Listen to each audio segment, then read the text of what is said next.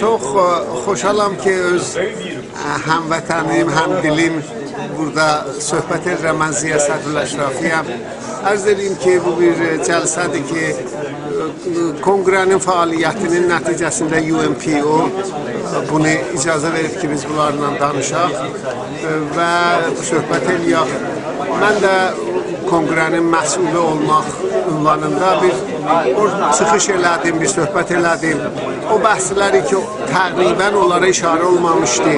Onlardan biri buydu ki, İranda o vaxt sülhlə aramış olacaq ki, dövlətin saxtı, düzəlişi, mütəkəssir, kəsirül millə, millətin saxtı ilə İranda birləşər.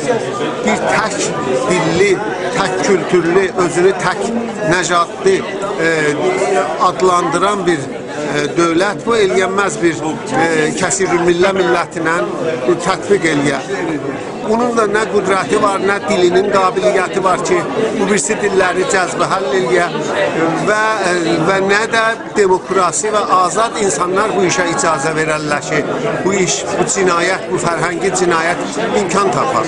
Ona görə bizim anladığımız budur ki, İran gərək federal ola və bu federalda hər millət özünü idarə eləyər, cəmən də yığışaq, mərkəzi dövləti yaradaq və o cür ki, federal dövlətin ixtiyarları var, puldur, qoşundur, xaricə siyasəti də onu idarə olunar, onun ixtiyarında olar. Çox sağ olun, çox təşəkkür edirəm. Təşəkkür edirəm.